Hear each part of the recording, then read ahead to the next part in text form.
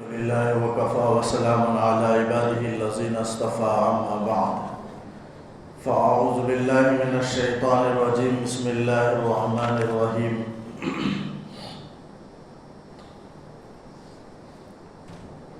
واضرب لهم مثل الرجلين جعلنا لأحدهما جنتين من أعناب وحففناهما بنخل وجعلنا بينهما زرعا۔ سورہ کہف کے 5ویں رکوع کی آیت ہے۔ اصحاب کہف کے واقعے سے فراغت کے بعد اللہ تعالیٰ بنی اسرائیل کے 2 بھائیوں کا یا 2 ساتھیوں کا واقعہ اللہ تعالیٰ نے بیان کیا، اور نبی کریم صلی اللہ علیہ وسلم کو اللہ نے حکم فرمایا کہ مثال مومنوں کو اور کافروں کو بیان کیجیے۔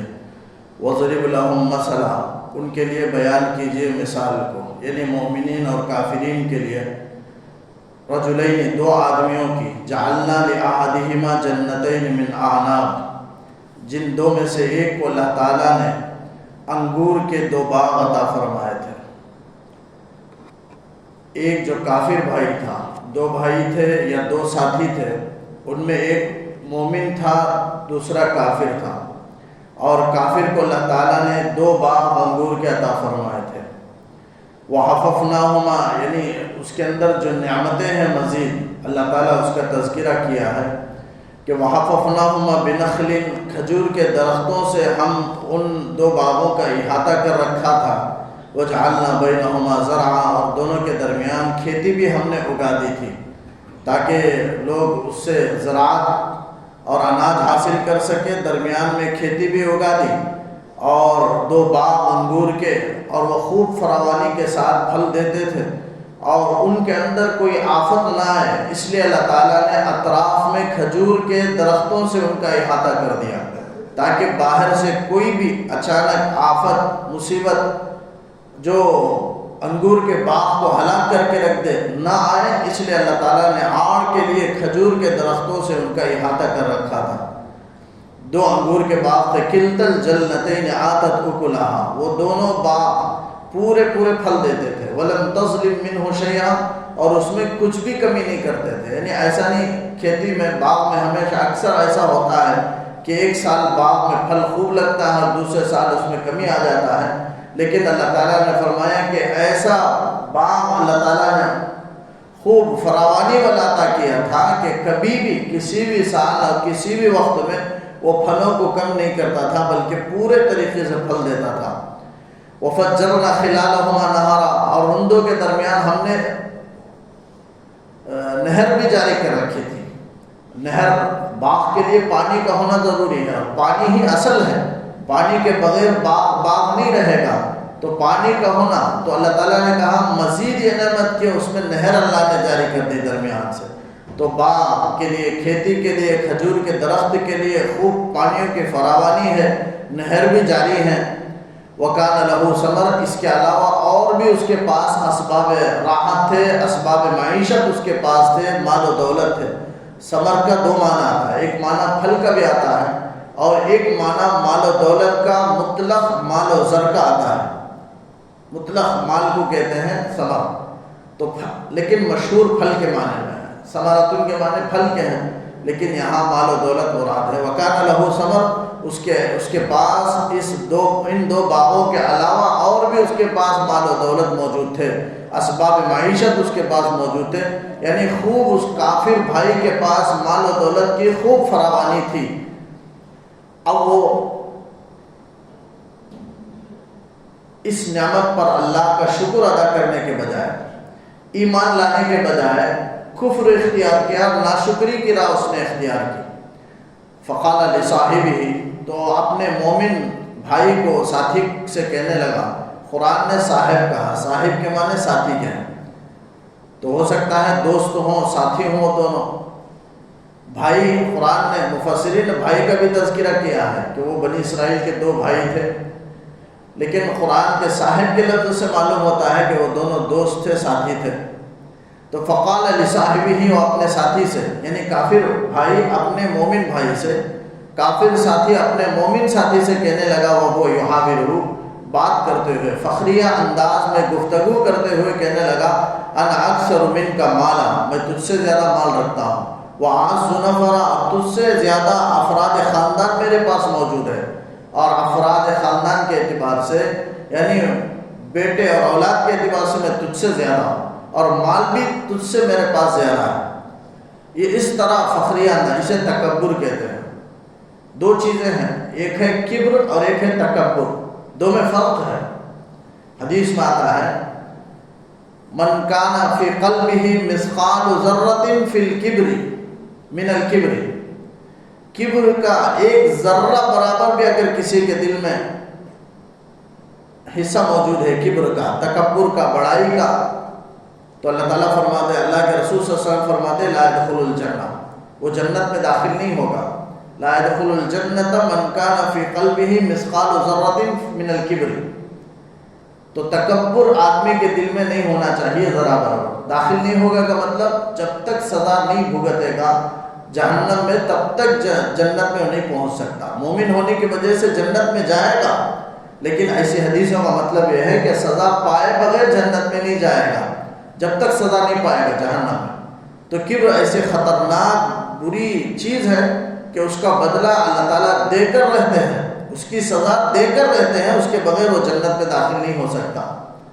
اور یہ بڑائی کے سلسلے میں حدیث میں آتا ہے، آپ صلی اللہ علیہ وسلم نے فرمایا، حدیث قدسی ہے، اللہ تعالیٰ حدیث قدسی کہتے ہیں ایسی حدیث کو جو حضور صلی اللہ علیہ وسلم بیان کر رہے ہیں، یہ کہہ کر کہ اللہ تعالیٰ فرماتا ہے، اللہ تعالیٰ کہتا ہے، یہ اللہ کا قول ہوتا ہے اور نبی کی زبانی وہ ادا ہوتا ہے، ایسی حدیث کو حدیث قدسی کہتے ہیں۔ تو حدیث قدسی میں ہے کہ اللہ تعالیٰ فرماتا ہے، حضور نبی کریم صلی اللہ علیہ وسلم فرماتے ہیں الکبریاء ردائی، اللہ کہتا ہے تکبر میری چادر ہے، جو میری چادر کو چھینے گا، اور عظمت میری ازار ہے، جو کوئی میری چادر کو دو چیزوں میں سے کسی ایک کو چھیننا چاہے گا ادخلتہ النار، اللہ تعالیٰ کہتا ہے میں اسے جہنم میں داخل کر کے رہوں گا۔ یہ حدیث قدسی ہے، یعنی تکبر اللہ کی شان کے لائق ہے، اس کے شان شان ہے۔ مومن کے لیے، بندہ کے لیے بندگی، بندہ بن کر رہے، عاجزی کے ساتھ رہے، یہی اس کے شان کے لائق ہے۔ حدیث میں قرآن کی بے شمار آیت ہے، انہ لا یحب المستکبرین، اللہ تعالیٰ تکبر کرنے والوں کو پسند نہیں فرماتے، یعنی اس کا سزا اللہ تعالیٰ ضرور دیں گے۔ پسند کرنے کا مطلب اس سے پہلے میں نے کہا کہ اللہ تعالیٰ اس کا بدلہ بہترین بدلہ دیں گے، پسند نہیں کرتے ہیں یعنی اس کی سزا دیں گے تکبر کرنے والے کو۔ بئس مثوى المتکبرین، قرآن کی آیت ہے، آیت کا حصہ ہے کہ تکبر کرنے والوں کے لیے کیا ہی برا ٹھکانہ ہے، یعنی جہنم میں جانا ہے اور وہ برا ٹھکانہ ہے۔ تو لا یحب المستکبرین کہا، بئس مثوى المتکبرین کہا، اور یہ شیطان کا سب سے پہلا عمل ہے، جو اس نے گناہ کیا تھا اس روئے زمین پر سب سے پہلا گناہ وہ تکبر ہی کا ہوا ہے۔ شیطان نے تکبر کیا، اللہ نے اسے ذلیل کر دیا۔ تو تکبر جیسے فارسی میں مقولہ ہے، اس کا نام عزازیل ہے، شیطان کا نام۔ تکبر عزازیل را خار کرد، بزندان لعنت گرفتار کرد۔ تکبر شیطان کو ذلیل کر دیا اور لعنت کے قید میں گرفتار کر دیا، ہمیشہ ملعون بن کر کے رہ گیا۔ بڑا عبادت گزار تھا، ساری عبادتیں اس کی ضائع ہو گئی، اب وہ لعنت کے قید میں گرفتار ہو گیا، قیامت تک کے لیے وہ ملعون قرار دے دیا گیا، یہ تکبر کی وجہ سے۔ قوم عاد ہے، قوم نوح ہے، قوم سمود ہے، اللہ تعالیٰ انہوں نے بھی تکبر کیا۔ تکبر کا انجام یہ ہوا کہ اللہ نے انہیں ہلاک و برباد کر دیا۔ قوم سمود ہوا کے ذریعے سے، ریحًا سرسرا قرآن میں آتا ہے، ہوا سے، ہوا کا عذاب اللہ نے اتار دیا، اس لیے کہ وہ تکبر کرتے تھے، کفر کرتے تھے۔ من اشد منا قوہ، ہم سے زیادہ کون طاقتور ہے؟ اللہ تعالیٰ بھی کہتا ہے الذی لم یخلق مثلها فی البلاد، اللہ تعالیٰ نے ویسی طاقتور مخلوق کسی شہر میں، کسی ملک میں اللہ نے پیدا نہیں کیا، کسی دنیا کے علاقے میں۔ واقعتاً بڑی طاقت و قوت تھی، لیکن تکبر کرتے تھے اور کہتے تھے من اشد منا قوہ، ہم سے زیادہ کون طاقتور ہے؟ جس کی سزا یہ ہوئی کہ وہ اسی دھن میں رہے، طاقت کے نشے میں، اور کفر کرتے رہے۔ اللہ نے عذاب نازل کیا، 8 دن تک عذاب، 8 ایام، 8 دن تک وہ ہوا مسلسل چلتی رہی اور ہوا ان لوگوں کو اٹھا کر پٹک پٹک کر زمین پر گرا دیتی، جس کی وجہ سے ان کے جسم، ان کی روح تو نکل گئی، لاشیں کھجور کے تنوں کی طرح زمین میں پڑے ہوئے تھے۔ ہوا نے اس طرح پٹک کر کے ان کو زمین پر مارا، کئی بار اٹھا کر 8 دن تک مارتا رہا، جس کی وجہ سے ہلاک ہو گئے، کھجور کے تنوں کی طرح وہ پڑے ہوئے تھے۔ یہ تکبر کا انجام مفسرین نے لکھا ہے۔ تو قوم عاد نے، قوم پچھلی، بہرحال تکبر کا انجام برا ہی ہوتا ہے۔ حدیث میں حضرت عمر بن خطاب رضی اللہ عنہ ایک مرتبہ ممبر پر خطبہ دینے لگے، من تواضع للہ رفعہ اللہ، اللہ کے لیے کوئی عاجزی اختیار کرے اللہ تعالیٰ اسے بلند مقام عطا فرما دے، عزت و عظمت عطا فرما دے۔ جو کوئی اپنے آپ کو بڑا سمجھے، دوسرے کو حقیر سمجھے، تکبر کرے، اللہ اسے گرا دیتے ہیں۔ من تکبر وضعہ اللہ، اللہ اسے مقام کو نیچے کر دیتے ہیں، جس کا نتیجہ ہوتا ہے خود کو بڑا سمجھنے لگتا ہے، لیکن لوگوں کی نگاہ میں وہ جانوروں سے بدتر ہوتا ہے۔ جانوروں کی، بعض لوگ جانور کی بھی عزت کرتے ہیں، لیکن وہ مقام بھی ان کا نہیں رہتا، جانوروں سے بدتر اور گئے گزرے ہو جاتے ہیں۔ یہ تکبر کی وجہ سے ہے۔ بہرحال خطرناک اس کے برے اثرات، برے نتائج ہیں۔ حدیث میں شیطان بھی اسی وجہ سے ملعون ہوا۔ تو یہاں تو تکبر اور کبر کا فرق بتا رہا تھا۔ تو تکبر سوچنا، دل میں بڑائی لانا، یہ کبر ہے، اور تکبر ہے اپنے قول و عمل سے دوسرے کے سامنے بڑائی جتانا کہ میں بڑا ہوں، عمل سے جتانا یا اپنی بات سے، جیسے یہاں بات سے جتا رہا ہے، انا اکثر منک مالا، میں تجھ سے زیادہ مال کے اعتبار سے بڑھ کر ہوں، واعز نفرا، افراد خاندان میں بھی میں تجھ سے بڑھ کر ہوں، یہ تکبر ہے۔ اس کا نتیجہ یہ ہوا کہ اس کا باغ جل کر کے راکھ ہو گیا۔ آگے اس کا ذکر آتا ہے وَدَخَلَ جَنَّتَهُ وَهُوَ ظَالِمٌ لِنَفْسِهِ، وہ اپنے باغ میں داخل ہوا حالانکہ وہ اپنے اوپر ظلم کر رہا تھا، ظلم کرنے والا تھا۔ اپنے آپ پر ظلم کرنا یعنی کفر و شرک کرنا، کفر کرنے والا تھا۔ آدمی کفر کرتا ہے تو آخرت کے اعتبار سے یہ اپنے اوپر ظلم کرنا ہے، یعنی آخرت میں اس کا انجام جہنم ہے، اپنے آپ پر اس نے ظلم کیا ہے، یعنی ایسا عمل اختیار کیا جس کی وجہ سے اپنے جسم کو جہنم میں لے جا کر پہنچایا۔ تو یہ اپنے پر ظلم کرنا ہے، یہ دنیا میں ظلم کرنا ہے اپنے آپ پر۔ دنیا میں یہ ہے اپنے آپ پر ظلم کہ آدمی اپنے جسم کو نقصان پہنچائے، خودکشی کر لے، یہ بھی حرام ہے۔ اور دنیا میں اپنے جسم کو کسی آگ کے ذریعے سے، داغ کے ذریعے سے اپنے جسم کو متاثر کرے، یہ بھی منع ہے۔ کوئی بھی ایسا کام کرے جس کی وجہ سے جسم حتی الامکان حد سے زیادہ تھک جائے اور جسم کے اعضاء کو تکلیف پہنچے۔ یہ انسان کا جسم، یہ خود انسان اور اس کا مال سب اللہ کا ہے، اللہ نے جنت کے بدلے میں خرید لیا۔ اب اپنے جسم کو بھی آدمی اللہ کی مرضی کے مطابق استعمال کرے گا، اور اللہ کے مال کو بھی اس کی مرضی کے مطابق خرچ کرے گا، اس کے احکامات کے مطابق خرچ کرے گا۔ تو بدن کا بھی حق ہوتا ہے، اِنَّ لِنَفْسِكَ عَلَيْكَ حَقًّا، اپنے بدن کا بھی آدمی اس کا حق ہے، جیسے بال کا حق ہے اور اعضاء کا حق ہے، حقوق ادا کرے، جیسے دوسروں کے حقوق ادا کرنا ہے ویسے اپنے بال کا، اپنے جسم کے اعضاء کے حقوق کو ادا کرے، ظلم نہ کرے اپنے آپ پر، اپنے اعضاء پر۔ یہ تو دنیا میں اور آخرت میں جہنم کو مستحق بنانا مراد ہے۔ یہاں کفر مراد ہے کہ وہ کفر کر کے اپنے آپ پر ظلم کرنے والا تھا۔ قال، کہنے لگا، ما اظن ان تبید هذه ابدا، میں سمجھتا ہوں، میں گمان نہیں کرتا کہ یہ کبھی ختم ہوگا۔ ما اظن، میں گمان نہیں کرتا کہ ان تبید هذه ابدا، یہ کبھی ختم ہوں گے۔ یعنی باغ کو دیکھ کر کہنے لگا کہ اس کے اندر انگور اتنی کثرت سے اور فراوانی کے ساتھ اتنی کثرت سے لگے ہوئے تھے، دیکھ کر کہنے لگا کہ میں سمجھتا ہوں، میں گمان ہی نہیں کرتا کہ کبھی تباہ ہوگا، ختم ہوگا، برباد ہوگا۔ میرا پورا یقین اسی مال پر ہے، یعنی اللہ پر یقین رکھنے کے بجائے مال پر اس کا یقین ہو گیا، یہی کفر ہے۔ آج ہمارا بے حسی میں جو ہمارے اندر جو کفر و شرک ہے وہ یہی ہے کہ ہمارا پورا اعتقاد مال پر ہے۔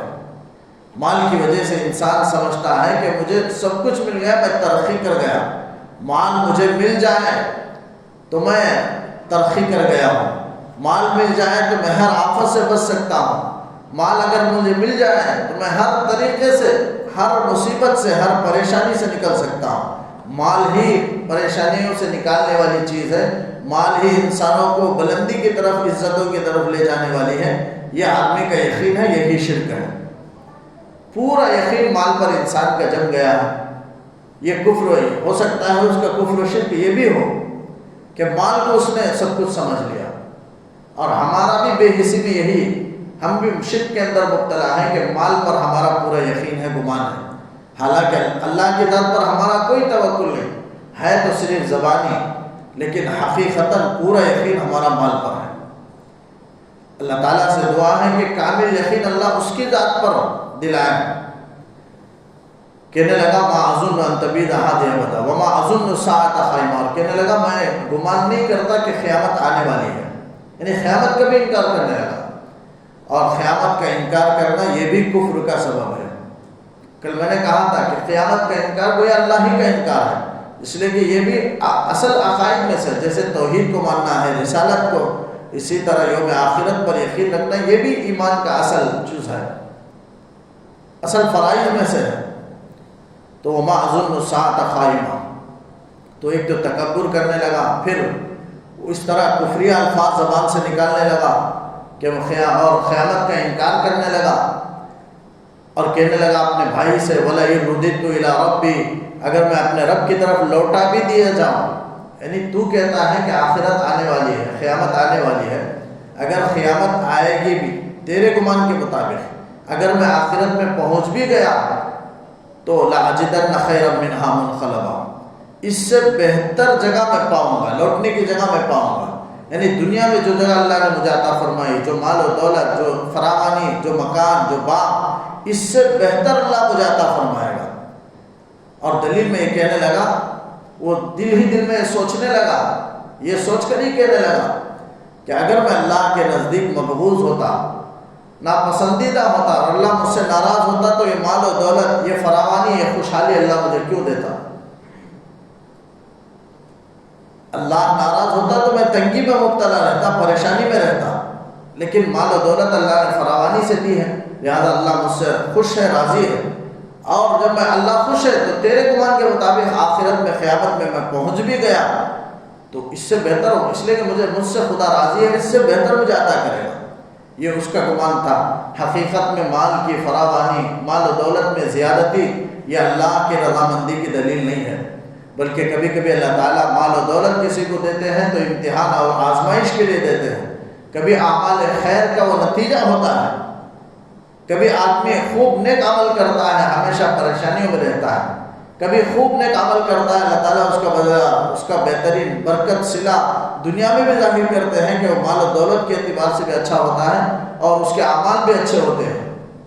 کبھی اعمال خراب ہوتے ہیں، خوب مال و دولت اللہ اسے عطا فرماتے ہیں فراوانی کے ساتھ، کافر ہوتا ہے، مشرک ہوتا ہے، بدعمل ہوتا ہے، لیکن اس کے باوجود اللہ تعالیٰ خوب دیتے ہیں۔ یہ سب آزمائش ہے، فتنہ یعنی آزمائش ہے۔ اس کا یہ مطلب نہیں ہے کہ اللہ راضی ہے۔ اللہ کی رضامندی کی دلیل آخرت کی کامیابی پر ہے۔ آخرت میں اگر آدمی کامیاب ہو جائے تو مطلب یہ ہے کہ اللہ راضی ہے، وہ مدار بن سکتا ہے آخرت کی کامیابی، اللہ کی رضامندی کے اور اس کی خوشنودی کی دلیل بن سکتی ہے۔ لیکن دنیا میں مال و دولت کا فراوانی سے مل جانا، یہ کافر و مشرک کو بھی ملے ہوئے ہیں، یہ اللہ کی رضامندی کی دلیل نہیں ہے، لیکن یہ سمجھ گیا کہ یہ اللہ کی رضامندی کی دلیل ہے، اسی لیے کہنے لگا کہ اس سے بہتر اللہ تعالیٰ وہاں مجھے دے گا، اس لیے کہ دنیا میں جب خوش ہے تو آخرت میں مجھے اس سے بہتر دے گا۔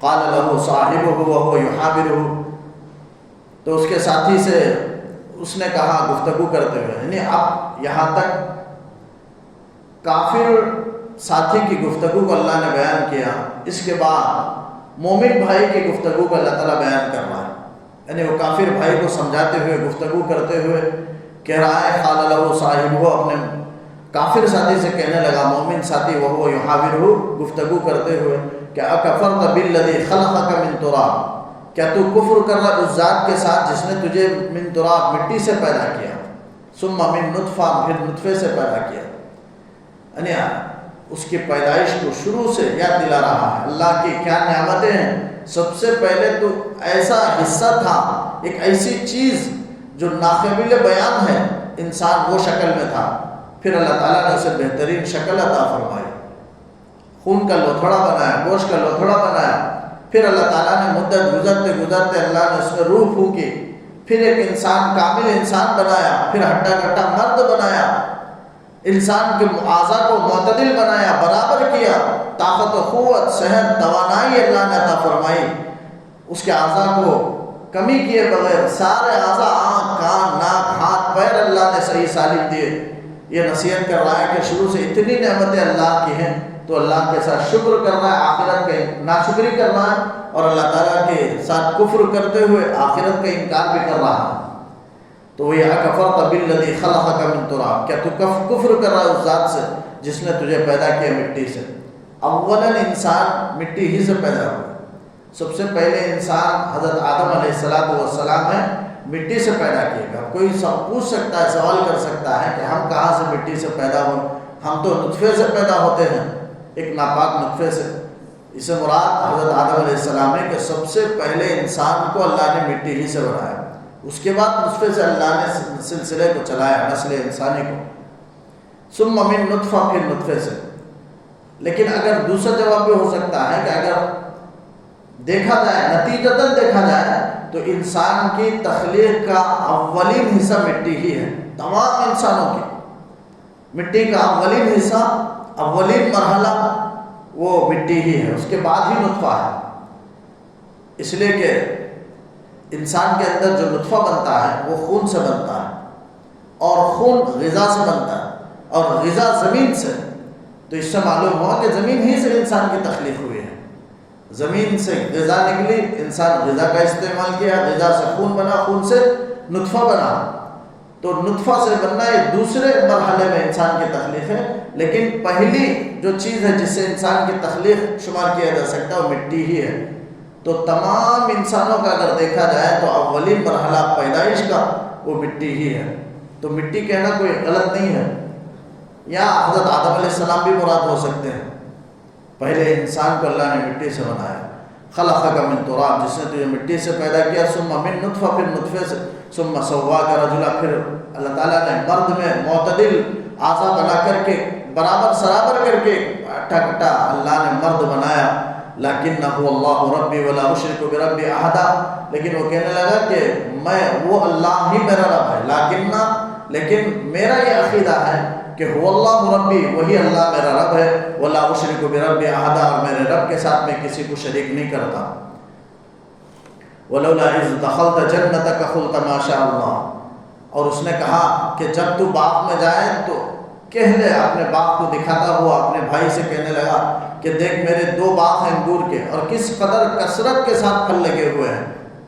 تو بھائی، مومن بھائی سمجھانے لگا کہ ماشاء اللہ لا قوت الا باللہ کہہ لے۔ جب تو داخل ہوتا تو داخل ہوا تھا تو کیوں نہیں کہا تو نے ماشاء اللہ لا قوت الا باللہ؟ یعنی آگے اللہ تعالیٰ نے باغ پر آفت کو نازل کیا، باغ جل کر کے راکھ ہو گیا۔ اس کے بعد اس کی اطلاع بھائی کو، مومن ساتھی کو ملی، تو مومن ساتھی اپنے کافر ساتھی سے کہنے لگا کہ جس وقت تو باغ میں داخل ہوا تھا تو نے کیوں نہیں کہا ماشاء اللہ لا قوت الا باللہ؟ اسی کا ذکر ہے ولولا اذ دخلت جنتک، جب تو باغ میں داخل ہوا تو نے لولا قلت کیوں نہیں کہا ماشاء اللہ لا قوت الا باللہ؟ ماشاء اللہ کے معنی ہے جو اللہ چاہے وہی ہوتا ہے، وہی ہوتا ہے جو منظور خدا ہوتا ہے، یہ ماشاء اللہ کا مفہوم ہے۔ لا قوت الا باللہ، اللہ کی مدد کے بغیر کوئی قوت نہیں ہے، اللہ کی مدد کے بغیر کوئی طاقت نہیں ہے۔ ماشاء لا قوت، کوئی طاقت نہیں ہے، کوئی طاقت بڑی نہیں ہے، الا باللہ، مگر اللہ کی مدد کے، اللہ کی مدد کے بغیر کوئی قوت نہیں ہے، کوئی طاقت نہیں ہے۔ یہ ہے اس کا ماشاء اللہ لا قوت الا باللہ کا مفہوم۔ حضرت امام مالک رحمۃ اللہ علیہ، روایتوں میں آتا ہے امام مالک رحمۃ اللہ علیہ جو بڑے تیسرے امام ہیں، حضرت امام ابو حنیفہ ہیں، امام شافعی ہیں، امام مالک، امام محمد بن حنبل، امام مالک رحمۃ اللہ علیہ اپنے گھر کے دروازے پر ان کے دروازے پر یہ لکھا ہوا تھا ماشاء اللہ لا قوت الا باللہ۔ لوگ پوچھنے لگے کہ حضرت آپ نے گھر میں یہ جملہ آپ نے مقرر کر دیا ہے؟ تو انہوں نے فرمایا اس لیے کہ قرآن نے کہا ہے کہ ولولا اذ دخلت جنتک قلت ما شاء اللہ لا قوت الا باللہ، اس لیے میں نے لگا دیا۔ یعنی جب تو اپنے باغ میں بہترین مکان میں داخل ہوتے ہوئے تو نے کیوں نہیں کہا ما شاء اللہ لا قوت الا باللہ؟ تو کہنے کے لیے یاد کے طور پر میں نے لگا دیا ہوں جب بھی میں اپنے مکان میں داخل ہوں، تاکہ میں کہوں کہ یہ سب اللہ کی قوت ہی سے، اللہ کی عنایت سے، اس کی مدد سے، مہربانی سے یہ ساری چیزیں ملی ہیں۔ آج بھی بعض گھروں میں لگایا جاتا ہے ماشاء اللہ لا قوت الا باللہ۔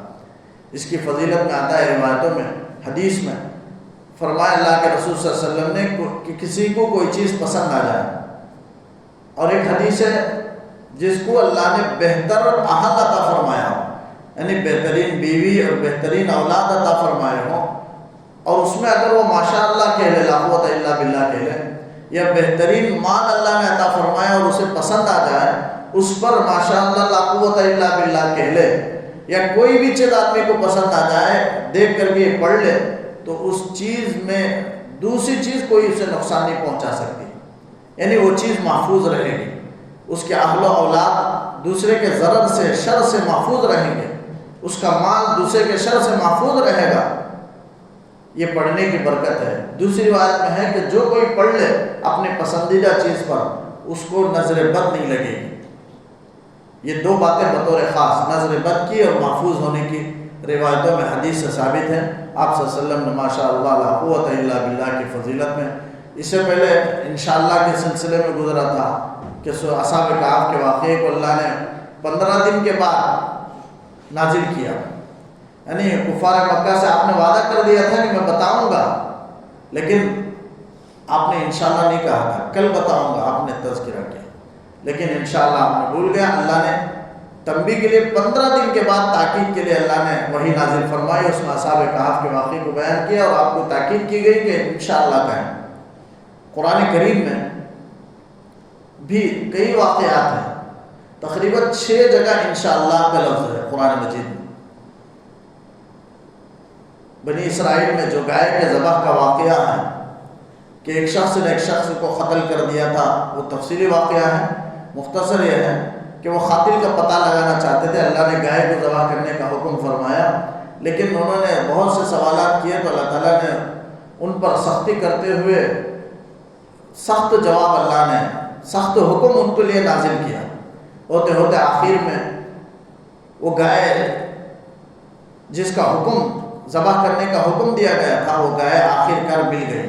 مفسرین نے لکھا ہے وہ اپنے کٹ حجتی کی وجہ سے، اپنے بیجا سوالات کی وجہ سے اتنے قریب تھے کہ وہ ذبح ہی نہ کرتے، یعنی وہ گائے ملتی ہی نہیں اور وہ ذبح بھی نہیں کر سکتے اور قاتل کا پتہ بھی نہیں چل سکتا تھا، لیکن انہوں نے انشاءاللہ کے لیے آخر میں کہہ لیا وَإِنَّا إِنشَاءَ لَمُهْتَدُونَ۔ اب کی بار آپ وہ گائے کی علامت بتائیں، انشاءاللہ ہم اسے ضرور تلاش کر کے ہم پالیں گے، ہدایت یافتہ ہو جائیں گے۔ تو اس موقع پر انشاءاللہ کی برکت تھی کہ انہوں نے گائے کو پالیا اور ذبح کر دیا، ورنہ قرآن کہتا ہے وَمَا كَادُوا يَفْعَلُونَ، وہ ذبح کرنے کے قریب بھی نہیں تھے، ذبح کہاں سے کرتے، اتنی شرارتیں ان کی تھی کہ ذبح کرنے کے قریب بھی نہیں ہو سکتے تھے وہ، لیکن انشاءاللہ کی برکت۔ حضرت اسماعیل علیہ السلام نے کہا انشاءاللہ من الصابرین، حضرت موسیٰ علیہ السلام نے کہا، حضرت یوسف علیہ السلام نے کہا، موسیٰ علیہ السلام کا بھی آتا ہے انشاءاللہ من الصابرین۔ خضر علیہ السلام جیسے اسی واقعے میں، اسی سورہ کہف میں آگے آ رہا ہے کہ حضرت خضر علیہ السلام سے کہتے ہیں کہ انشاءاللہ مجھے صبر کرنے والوں میں پائیں گے، آئندہ میں تمہارے سے کوئی بات نہیں پوچھوں گا، ایک بار آپ معاف فرما دیں۔ تو حضرت موسیٰ علیہ السلام نے کہا انشاءاللہ، تو پھر اس کی وجہ سے حضرت خضر علیہ السلام نے ان کو دوبارہ اپنے ساتھ رہنے کا موقع دیا۔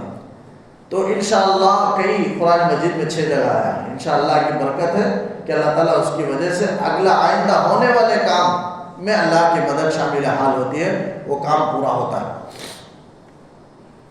فَعَسَىٰ رَبِّي إِن تَرَنِي أَنَا أَقَلَّ مِنكَ مَالًا وَوَلَدًا، اور وہ مومن بھائی کہنے لگا کہ اگر تو سمجھتا ہے کہ میں تجھ سے مال میں کم ہوں اور اولاد میں بھی کم ہوں، تو فَعَسَىٰ رَبِّي أَن يُؤْتِيَنِ خَيْرًا مِّن جَنَّتِكَ، امید ہے کہ میرا پروردگار مجھے تیرے باغ سے بہتر باغ مجھے عطا کرے، وَيُرْسِلْ عَلَيْهَا حُسْبَانًا مِّنَ السَّمَاءِ، اور تیرے باغ پر آسمان سے کوئی آفت بھیج دے۔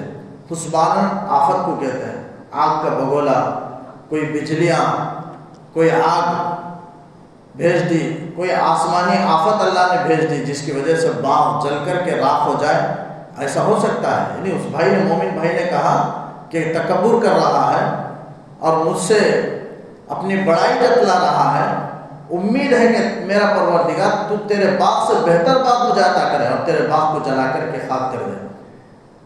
حضرت شاہ ولی اللہ صاحب رحمۃ اللہ علیہ لکھتے ہیں کہ وہ مومن بھائی تھا، نیک تھا، اس نے زبان سے جو نکالا، الفاظ نکالے تھے کہ کوئی آفت بھیج دے گا، اللہ نے اس کی بات مان لی، قبول کر لی، آفت نازل کر دی۔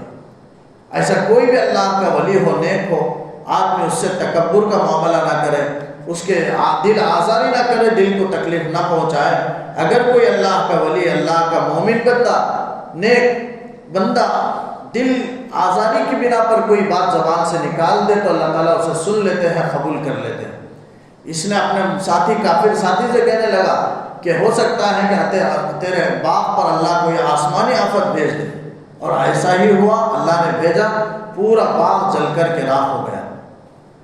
فَتُصْبِحَ صَعِيدًا زَلَقًا، بس چٹیل میدان ہو کر کے رہ جائیں، اور يُصْبِحَ مَاؤُهَا غَوْرًا، یا اس آفت کی وجہ سے تیرے باغ کا پانی گہرائی میں چلا جائے، فَلَن تَسْتَطِيعَ لَهُ طَلَبًا، پھر اسے تو طلب کرنے کی اور حاصل کرنے کی کوئی تدبیر نہیں کر سکتا ہرگز۔ یعنی جو آدمی کو پانی مل رہا ہو، میٹھا ہو یا کھارا ہو، استعمال کے لیے یا پینے کے لیے، یہ سب اللہ کی بڑی نعمت ہے۔ اللہ چاہے گا تو پانی دے گا، نہ چاہے تو اللہ گہرائی میں بھی لے جا سکتا ہے۔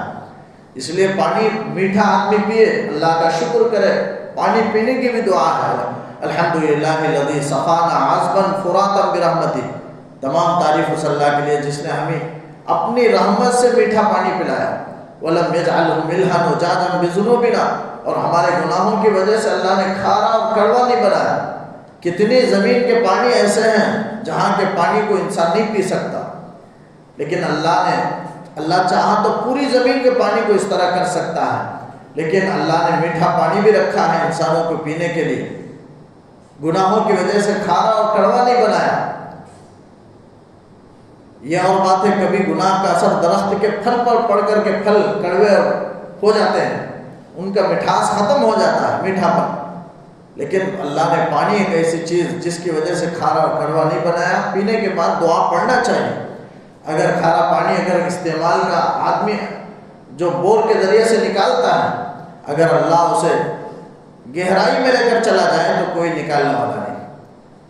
سورہ ملک میں کہتے ہیں قُلْ أَرَأَيْتُمْ إِنْ أَصْبَحَ مَاؤُكُمْ غَوْرًا، اگر پانی تمہاری گہرائی میں چلا جائے تو فَمَن يَأْتِيكُم بِمَاءٍ مَّعِينٍ، کون ہے جو تمہارے پاس صاف پانی کو لے کر کے آئے؟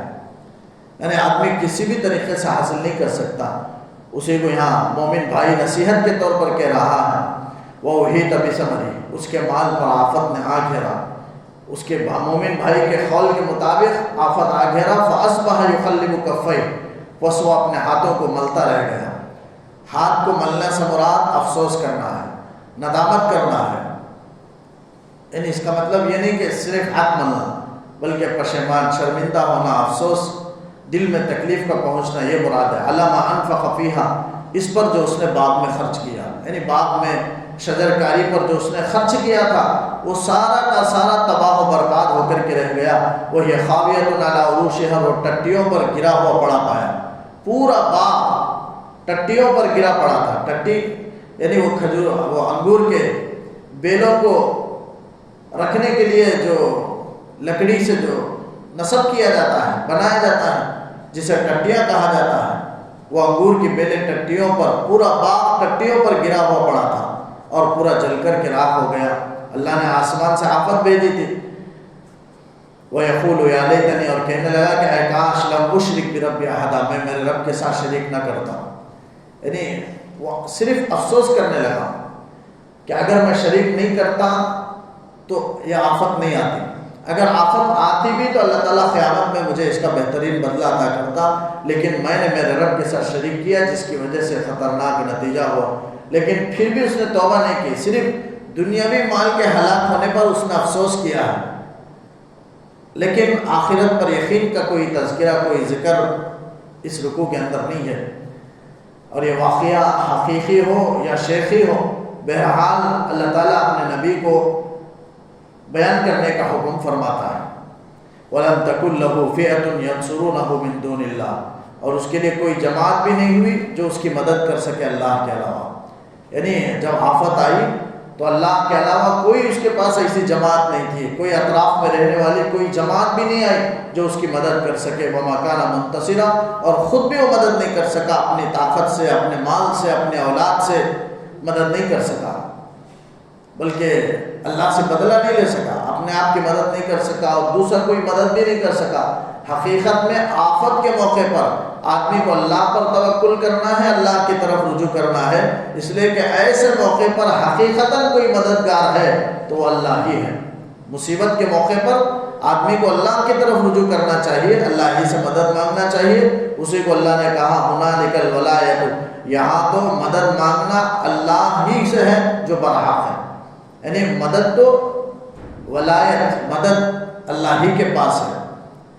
ایسے موقع پر آدمی اللہ ہی سے مدد مانگے، وہ خیر ثواب و خیر عقبہ، وہ بدلے کے اعتبار سے بھی بہتر ہے اور انجام کے اعتبار سے بھی، یعنی بندوں کے لیے بہترین انجام کا فیصلہ کرنے والا ہے۔ وہ جو فیصلہ کرے وہ انجام کے اعتبار سے بہتر ہوتا ہے۔ اللہ اپنے بندوں کے لیے بہتر انجام کا فیصلہ کرتا ہے، اس لیے اسی کا انجام بہتر ہے۔ ایک تو یہ مطلب ہے یہ دنیا کے اعتبار سے۔ آخرت کے اعتبار سے ہنالک الولایۃ للہ الحق، وہاں تو ولایت، وہاں حکومت، یعنی آخرت میں حکومت اللہ برحق کے لیے ہوگی، اور آخرت میں جو اللہ بدلہ دے گا وہ بہتر ہوگا، اور آخرت میں جو انجام ہوگا وہ اللہ ہی کا بڑا انجام ہوگا۔ یعنی اللہ تعالیٰ انجام کار کسی کو جنت میں بھیجے تو یہ اللہ کا سب سے بڑا بدلہ ہوگا، اس سے بڑا کوئی بدلہ نہیں، اور اگر جہنم کا فیصلہ کر کے جہنم میں بھیجے تو یہ انجام کے اعتبار سے سب سے بڑا ہے، اس سے بڑی سزا کوئی نہیں ہو سکتی، اور جنت کو بھیجے تو اس سے بڑی نعمت کوئی نہیں ہو سکتی، تو انجام کے اعتبار سے بھی وہ بڑا ہے۔ تو یہاں تک رکوع کا اختتام ہوا۔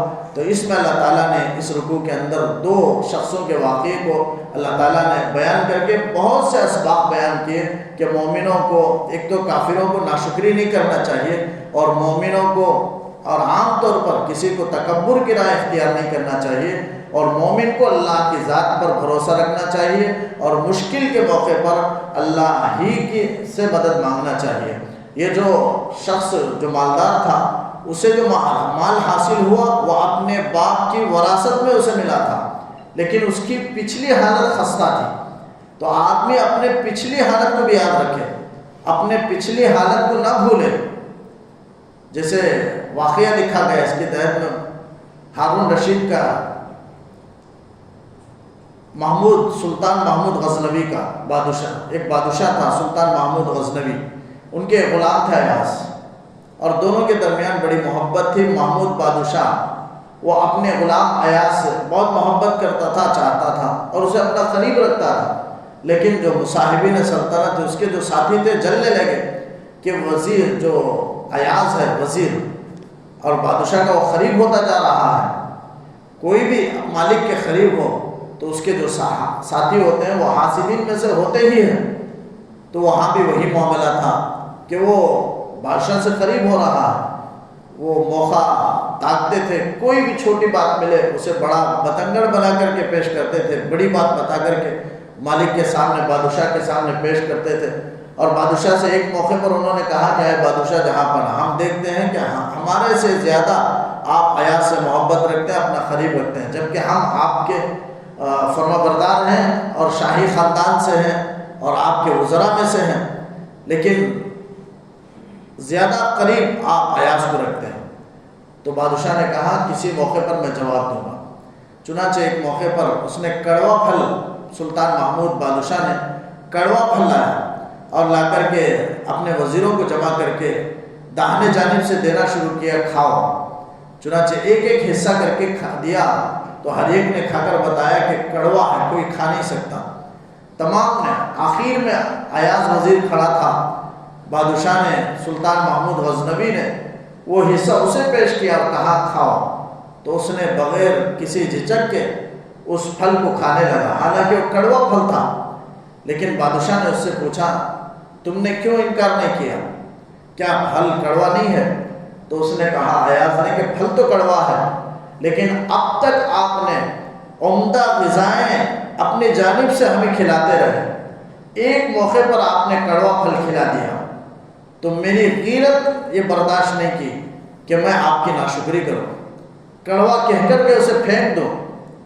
بادشاہ نے کہا کہ یہی وجہ ہے کہ میں ایاز سے اسی لیے محبت رکھتا ہوں کہ وہ میرے حکم پر وہ کڑوے پھل کو بھی کھا لیا۔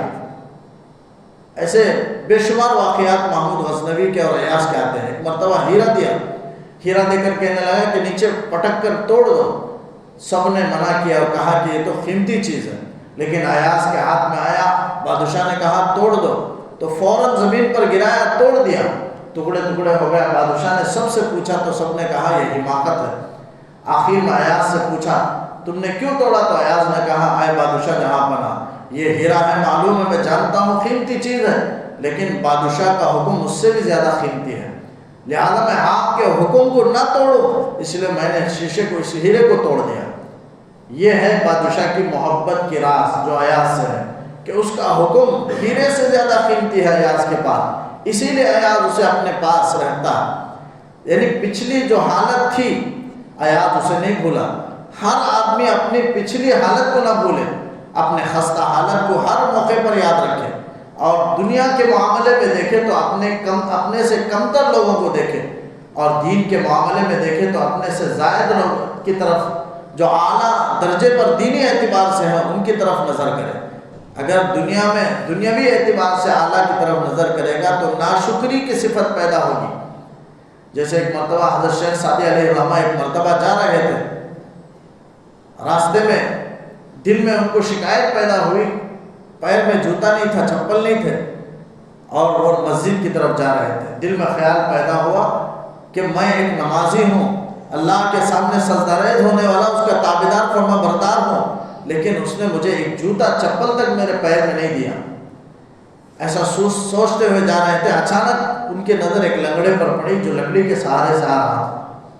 فوراً اللہ کا شکر ادا کرنے لگے کہ اللہ تیرا شکر ہے کہ پیر میں جوتا نہ دیا تو صحیح، دوسرے کو تو نے پیر نہیں دیا، اے اللہ تیرا شکر ہے کہ تو نے پیر تو عطا فرمایا۔ لہذا ناشکری کی صفت پیدا ہوئی تو اس پر اللہ سے مغفرت طلب کرنے لگے، معافی چاہنے لگے، شکر گزاری کی صفت پیدا ہوئی تو اپنے سے دنیا کے اعتبار سے جو کمتر ہیں ان لوگوں کو دیکھنا چاہیے، شکر گزاری کی صفت پیدا ہوتی ہے۔ تو اس رکوع کے اندر اللہ نے بے شمار واقعات بیان فرمائے۔ اگلے رکوع میں دنیا کی کیا حقیقت ہے اسے اللہ نے بیان فرمایا، اور باقیات صالحات کیا ہیں، اور آخرت انجام کے اعتبار سے کیسا بہتر ہے، ان باتوں کو اللہ نے سمجھایا اگلے رکوع میں۔ اللہ تعالیٰ سے دعا ہے کہ یقین کامل نصیب فرمائے۔